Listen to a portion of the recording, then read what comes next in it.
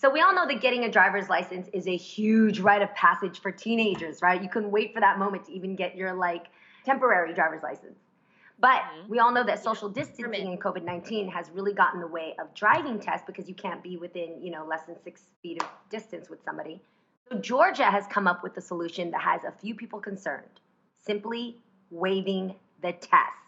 So Georgia Governor Kemp signed an executive order that eliminates the driving test for teens, but still requires completing the necessary driving hours with parents or an instructor. So people 17 years or older without permits or licenses will just have to schedule a time to take a knowledge exam in order to get theirs. How do you feel about that, ladies? I feel like they should have elected Stacey Abrams in Georgia, because this Kemp just be making all these decisions about other people's lives that don't seem to make no sense. Yo, I just remember when I got my driver's license, I did the written part, but I actually failed my first time, you guys. I had a problem. I could not parallel park. I still can't parallel park. I literally have to go through everything in my head. All right, Tamara, get parallel to the car. All right, please. God, please, I hope there's no car behind me, because I take forever. I feel like that is just problematic. I don't want these teenagers, driving on a road not knowing what they're doing. I mean, you have the 3-point turn and then that big left-hand turn. Y'all remember turning for the first time, that big left turn when you're at an intersection? And that left-hand turn.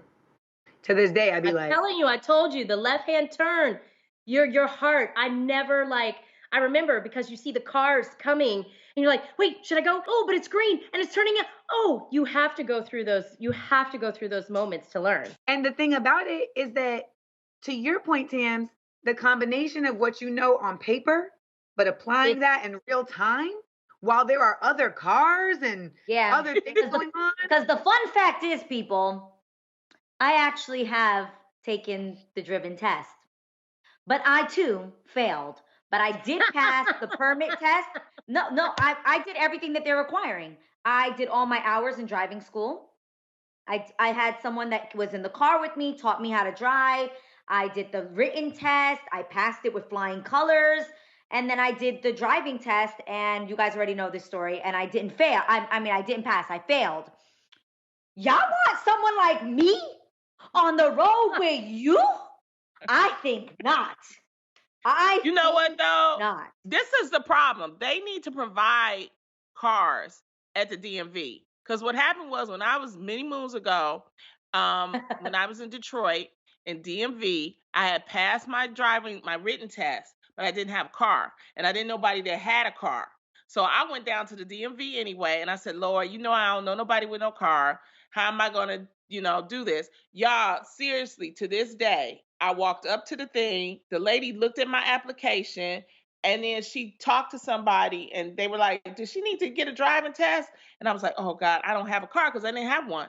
And the lady said, no, she don't need to get a driving test. And I got my license. And I turned out okay. So I promise you, that was God, because I prayed to God, and I did not have to take a driving test.